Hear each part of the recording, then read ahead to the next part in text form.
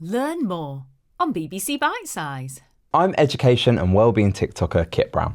And I'm Dr. T, psychiatrist for under 18s. Welcome to World of Wellbeing from BBC Bitesize, where we talk about how to look after you and your mind. So, Dr. T, what's on your mind today? Do you know what? I'm thinking about stress. I know it's a stressful thing to think about. I'm wondering, have you ever run into stress that it started to affect your well-being? Oh, absolutely. I think recently I had to organise a school play for our year 4 cohort, and being the head of year, I can tell you that is the most stressed I've ever been. It was magical, it was wonderful, but oh my goodness, was it stressful. We had to organise 90 children, make sure costumes were ordered, make sure all of the children knew the lyrics to the songs.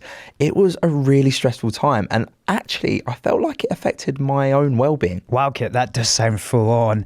And you know what? Stress can have its positives. It's a little bit like pressing the accelerator pedal system in our body, where our heart beats faster, we breathe more quickly, we're able to perform, and this can be good for exams or doing a class talk. We can be on our A game. So is stress a good or a bad thing? That's a good question, because it actually depends. You see, we need a little bit of stress, a little bit of what we call necessity to actually perform and do stuff. But if you have stress running at too high a level for too long, that's going to burn you out. So what sort of things make you stressed, Kit? So there are small things that make me stressed. I think, in my everyday teaching life, like marking, workload, maybe it's falling out with friends over things as well. But I've also gone through some big things that have caused a lot more stress as well. Think back to last year, I had a really big injury. I tore my hamstring at football, which put me out for months. I couldn't play. I wasn't at training, socialising with the boys as well. So that left me feeling really stressed, really isolated as well. Events like that can leave us with big feelings to have to process. And actually, if we let the stress build up, then it can start to fatigue certain areas of our brain, so it's harder to think, and it can even drop our mood. So it's really important to be able to notice the signs of stress early so that you can start to process them. So when I'm stressed, I can feel it within myself. I'm on a short fuse, I shut down, and I don't really like to talk to people. Are these common things to experience? Yeah, mate, I'm right there with you. Do you know what? When I get stressed, I start eating junk food. I'm just being honest with you, because this is the place to do it. Other signs of being stressed include emotional changes. So you can be quiet, you can be sad, withdrawn, you can be angry, shouty, snappy, get really irritable. But there can be physical signs as well. So there can be changes in your appetite, changes in your sleep routine, and even just the physical sensation of, I've got butterflies in my tummy, I've got sweaty palms. And so these are all signs of experiencing stress in some way. And they're definitely signs that I've experienced myself. But my question is, how do we combat that stress? So there are 2 gears for coping with stress. Gear number 1 is self-regulation. That's coping on your own, getting away from the noise, maybe having your own time, your alone time, journaling, listening to a podcast. But gear number 2 is co-regulation, and that is that I'm going to deal better with my stress if I'm with other people, having a chat, having some fun, socializing or playing sport. And it's important to be able to identify in the moment, what is the gear that I need right now? What do you do when you're stressed, Kit? One thing that I like to do is journaling.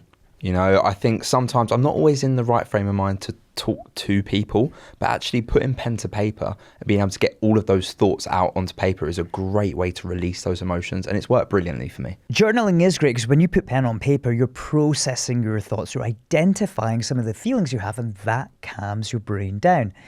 What about co-regulation? Do you ever go into that gear?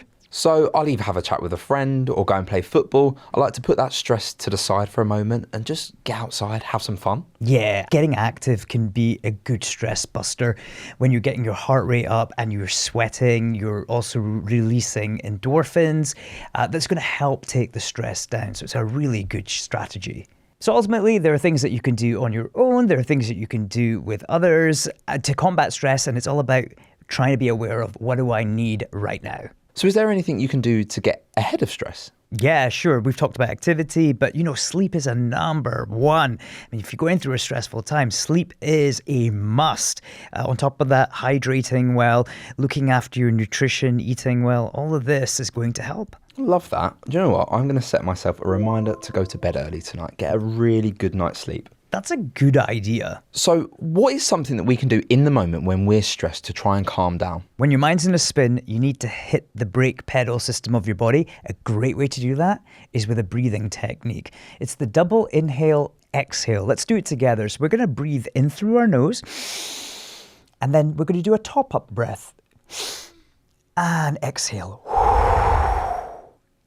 And inhale. Top up.